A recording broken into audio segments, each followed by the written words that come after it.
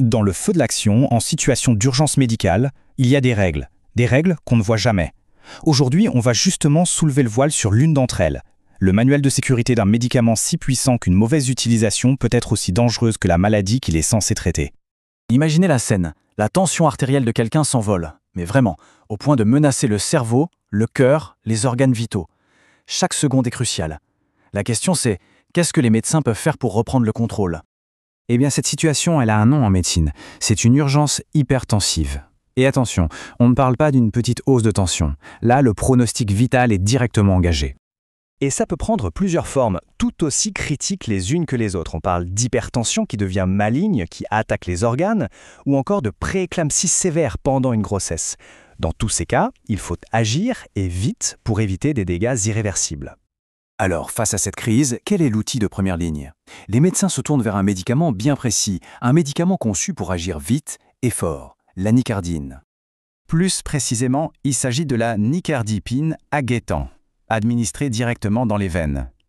Son but, il est simple, mais vital, faire baisser la tension très vite, mais surtout de manière contrôlée.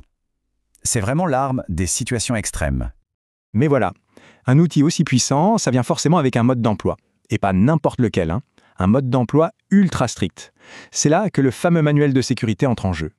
Et quand on dit strict, ce n'est pas juste une recommandation, non, c'est un véritable protocole de sécurité officiel imposé par les autorités de santé. Son nom officiel, c'est le plan de minimisation des risques, ou PMR. En gros, c'est un ensemble de mesures obligatoires. Le but, c'est de s'assurer que ce médicament puissant reste toujours un allié et qu'il ne devienne jamais un danger. Et ce plan, il est d'une précision quasi chirurgicale. D'un côté, il liste les cas où le médicament est approuvé, où il sauve des vies, et de l'autre, il liste les situations où il n'est plus recommandé. Par exemple, pour empêcher un accouchement prématuré. Pourquoi ? Tout simplement parce qu'on n'a pas assez de données pour garantir une sécurité totale dans ce cas-là. Bon, tout ça, c'est la théorie. Mais en pratique, au pied du lit du patient, comment ça se traduit ? En fait, ça se résume en un mot, prudence. Une prudence extrême. Le protocole est vraiment sans concession. D'abord, seuls des spécialistes peuvent l'utiliser et uniquement dans un environnement super contrôlé, comme les soins intensifs. Ensuite, l'administration se fait avec une machine de précision, un pouce-seringue pour un contrôle total du débit.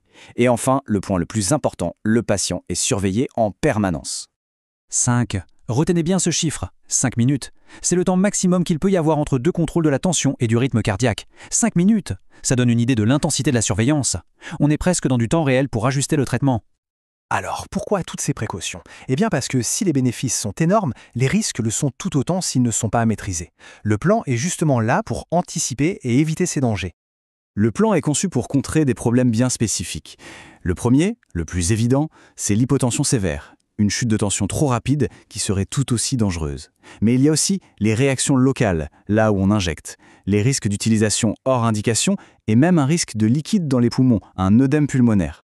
Le manuel est tellement précis qu'il pointe même du doigt des interactions médicamenteuses dangereuses. Il met en garde, par exemple, contre l'association avec le sulfate de magnésium. Ce niveau de détail, c'est ça, la vraie clé de la sécurité. Maintenant, il faut prendre un peu de hauteur. Parce que ce manuel, ce n'est pas juste un document qui existe dans son coin. Non, il fait partie d'un système de sécurité bien plus large. En fait, il faut le voir comme une boucle de rétroaction. Toutes les informations qui remontent du terrain, notamment les effets indésirables, sont collectées et servent à améliorer constamment la sécurité des médicaments pour tout le monde. C'est un système qui apprend, qui évolue. En Belgique, ce système a un nom, la fiche jaune. Et peu importe comment l'info remonte, en ligne, par courrier, par fax, l'important c'est qu'elle remonte.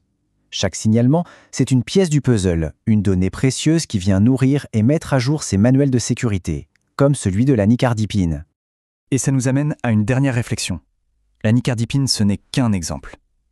Combien d'autres traitements, d'autres technologies médicales qui sauvent des vies ont leur propre manuel de sécurité caché ? Des protocoles tout aussi stricts, ces filets de sécurité invisibles qui protègent les patients chaque jour. C'est une pensée qui vaut la peine d'être gardée à l'esprit.